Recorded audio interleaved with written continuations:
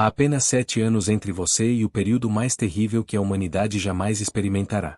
7 anos que determinarão o destino eterno de bilhões de almas. 7 anos profetizados há mais de 2000 anos, descritos com precisão cirúrgica nas páginas sagradas, e que agora batem à nossa porta com sinais inconfundíveis. Enquanto o mundo dorme na ilusão de normalidade, os céus se preparam para derramar sobre a terra eventos que farão os desastres naturais de hoje parecerem meros ensaios. Se você permanecer comigo nesses próximos minutos, descobrirá não apenas o que está por vir, mas como você pode estar preparado para enfrentar ou escapar do que as Escrituras chamam de tempo de angústia como nunca houve.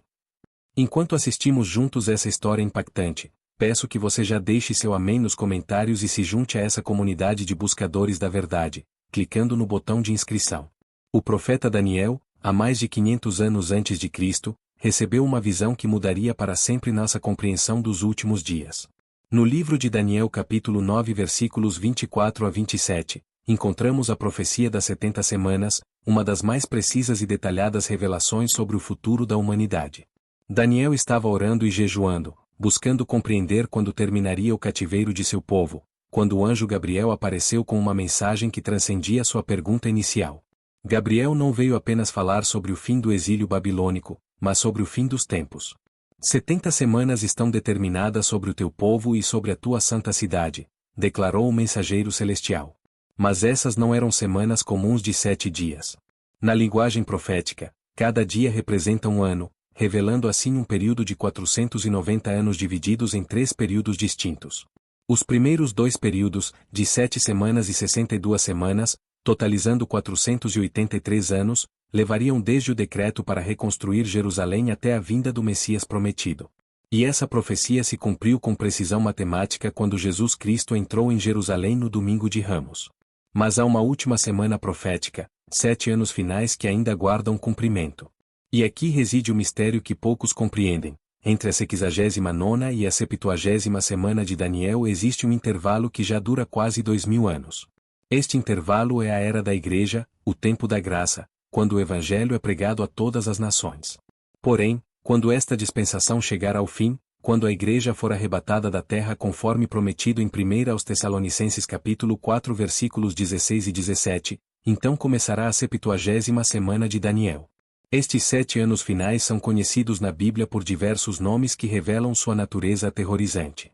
Jesus Cristo, em Mateus capítulo 24 versículo 21, chamou este período de grande tribulação, como nunca houve desde o princípio do mundo até agora, nem tampouco haverá jamais. O profeta Jeremias, no capítulo 30 versículo 7 de seu livro, denominou o tempo de angústia para Jacó. Daniel, no capítulo 12 versículo 1, descreveu-o como tempo de angústia, qual nunca houve, desde que houve nação até aquele tempo. Mas por que este período será tão terrível? A resposta encontra-se na compreensão de que durante estes 7 anos, Deus derramará sua ira sobre um mundo que rejeitou consistentemente seu amor e sua graça. No livro do Apocalipse, João recebeu visões detalhadas destes acontecimentos futuros, e o que ele viu era tão impressionante que ele próprio ficou atônito. Nos capítulos 6 a 19 do Apocalipse, encontramos a descrição sequencial dos juízos que cairão sobre a terra durante este período. Os primeiros 3 anos e meio serão marcados por guerras, fomes, pestes e terremotos numa escala jamais vista. O primeiro selo do Apocalipse capítulo 6 versículo 2 revela um cavaleiro montado num cavalo branco, saindo vencendo e para vencer. Este não é Cristo, como alguns interpretam erroneamente, mas o anticristo que surgirá prometendo paz e segurança ao mundo. Ele fará uma aliança com Israel, permitindo a reconstrução do templo em Jerusalém e o restabelecimento dos sacrifícios. Enquanto o mundo celebra esta falsa paz, os juízos divinos começarão a se manifestar. O segundo selo traz guerra numa escala global, o terceiro traz fome que fará 1 quilo de trigo custar o salário de um dia inteiro de trabalho, e o quarto selo traz morte através de espada, fome, peste e feras da terra, ceifando 1/4 da população mundial. Imagine, num mundo de 8 bilhões de pessoas, 2 bilhões morrerão apenas nos primeiros anos da tribulação. Mas se você pensa que isso é terrível, saiba que é apenas o começo. No meio da 70ª semana, após 3 anos e meio, algo ainda mais dramático acontecerá. O anticristo, que até então mantinha sua máscara de pacificador, revelará sua verdadeira natureza satânica. Ele entrará no templo reconstruído em Jerusalém e se proclamará Deus, exigindo adoração de toda a humanidade. Este evento, mencionado pelo próprio Jesus em Mateus capítulo 24 versículo 15 como a abominação da desolação, marcará o início da segunda metade da tribulação, conhecida como Grande Tribulação. É neste momento que o Anticristo implementará o sistema da marca da besta, descrito em Apocalipse capítulo 13 versículos 16 e 17. Ninguém poderá comprar ou vender sem esta marca na mão direita ou na testa.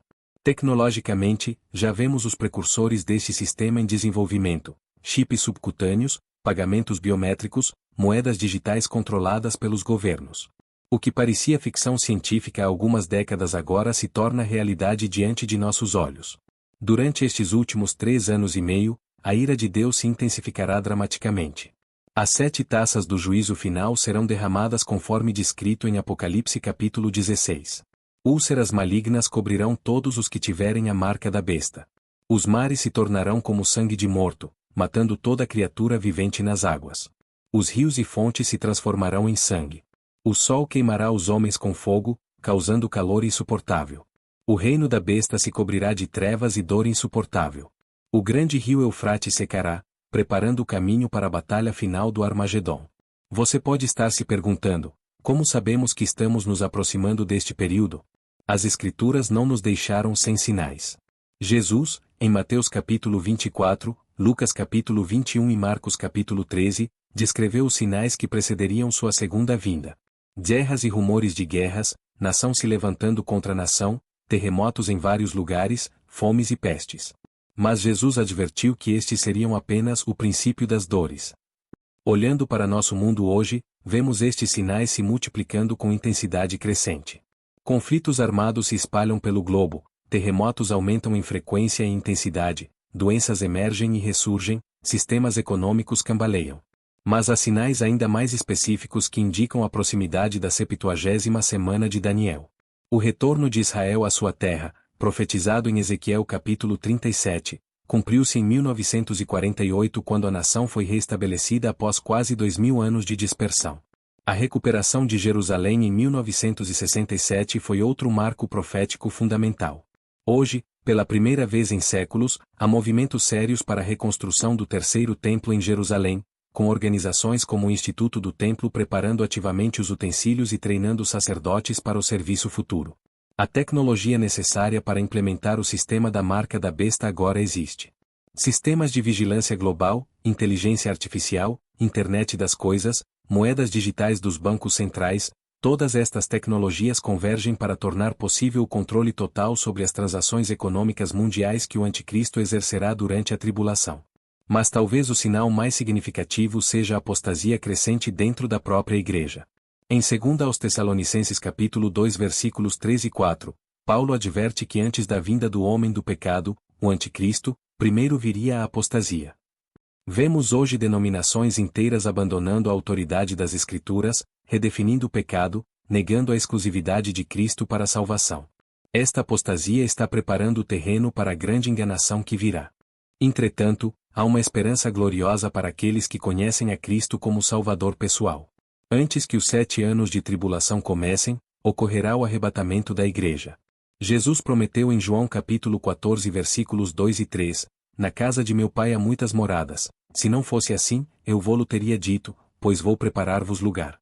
E, se eu for e vos preparar lugar, virei outra vez e vos levarei para mim mesmo, para que, onde eu estiver, estejais vós também.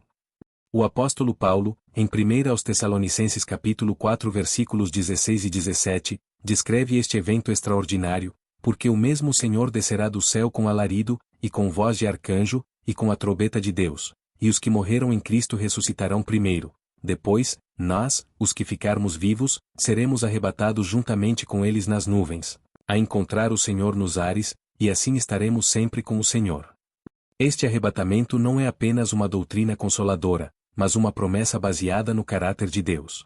Em Apocalipse capítulo 3 versículo 10, Jesus promete à igreja de Filadélfia: como guardaste a palavra da minha paciência, também eu te guardarei da hora da tentação que há de vir sobre todo o mundo, para tentar os que habitam na terra. A preposição da indica não proteção durante, mas remoção antes da tribulação. Para aqueles que ficarem na terra após o arrebatamento, ainda haverá oportunidade de salvação, mas será um caminho extremamente difícil. Apocalipse capítulo 7 fala de uma grande multidão que sairá da grande tribulação, tendo lavado suas vestes no sangue do Cordeiro. Estes são os mártires da tribulação, aqueles que aceitarão Cristo durante este período terrível e pagarão com suas vidas por se recusarem a adorar a besta. Deus também levantará 144.000 servos selados das tribos de Israel, conforme descrito em Apocalipse capítulo 7 versículos 4 a 8. Estes pregadores judeus levarão o evangelho aos confins da terra durante a tribulação, resultando numa colheita final de almas antes do fim. Mas o propósito dos 7 anos de tribulação não é apenas juízo. Este período servirá também para purificar Israel e prepará-lo para reconhecer seu Messias. Como está escrito em Zacarias capítulo 12 versículo 10, e sobre a casa de Davi e sobre os habitantes de Jerusalém derramarei o espírito de graça e de súplicas, e olharão para mim, a quem traspassaram, e pranteá-lo-ão como quem pranteia por um unigênito, e chorarão amargamente por ele, como se chora amargamente pelo primogênito. A tribulação terminará com a segunda vinda de Cristo em glória e poder. Não mais como o cordeiro humilde que veio para morrer pelos pecados do mundo, mas como o leão da tribo de Judá, o Rei dos reis e Senhor dos senhores. Apocalipse capítulo 19 versículos 11 a 16 descreve esta manifestação gloriosa. Jesus voltará montado num cavalo branco, seguido pelos exércitos celestiais, para estabelecer seu reino milenar na terra. A batalha final do Armagedon será travada no Vale de Megido, onde os exércitos do Anticristo se reunirão para lutar contra o próprio Cristo. Mas não haverá batalha propriamente dita. Com uma palavra de sua boca, Jesus destruirá todos os seus inimigos. O Anticristo e o falso profeta serão lançados vivos no lago de fogo, e Satanás será amarrado por 1000 anos. Então começará o milênio, os 1000 anos de paz prometidos, quando Cristo reinará desde Jerusalém sobre toda a terra. Este será o cumprimento de todas as promessas proféticas sobre o reino messiânico. A terra será renovada, a natureza será restaurada, não haverá mais guerras, doenças ou morte durante este período glorioso. Mas enquanto aguardamos estes eventos futuros, qual deve ser nossa resposta hoje? Primeiro, se você ainda não entregou sua vida a Jesus Cristo, este é o momento mais urgente para fazê-lo. A porta da graça ainda está aberta, mas não sabemos por quanto tempo. O arrebatamento pode acontecer a qualquer momento, e após esse evento, embora ainda seja possível a salvação, será incomparavelmente mais difícil e custoso. Segundo, se você já é um cristão nascido de novo, este conhecimento deve produzir em você uma urgência santa para compartilhar o Evangelho. Sabendo o que está por vir, como podemos permanecer em silêncio enquanto pessoas ao nosso redor caminham em direção ao juízo eterno? Terceiro, devemos viver em santidade e vigilância. Pedro nos exorta em 2 de Pedro capítulo 3 versículo 11, havendo, pois, de ser assim desfeitas todas essas coisas, que pessoas vos convencerem em santo trato e piedade. Conhecer a verdade profética deve transformar nossa maneira de viver. Quarto, não devemos ter medo, mas esperança. Para os filhos de Deus, estes sinais não são motivo de terror, mas de expectativa alegre. Como Jesus disse em Lucas capítulo 21 versículo 28, ora, quando essas coisas começarem a acontecer, olhai para cima e levantai a vossa cabeça, porque a vossa redenção está próxima. Os 7 anos de tribulação que se aproximam não são ficção científica nem especulação teológica. São realidade profética registrada nas páginas da Palavra de Deus com precisão e detalhamento impressionantes. O mesmo Deus que cumpriu centenas de profecias sobre a primeira vinda de Cristo cumprirá também todas as relacionadas à sua segunda vinda. Vivemos no limiar da história.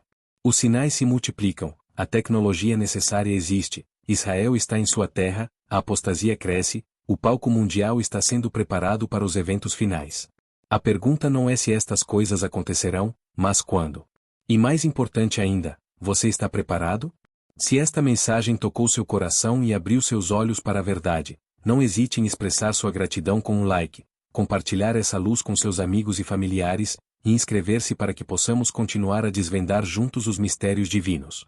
Porque não há nada mais importante neste momento da história do que estar preparado para o que está por vir.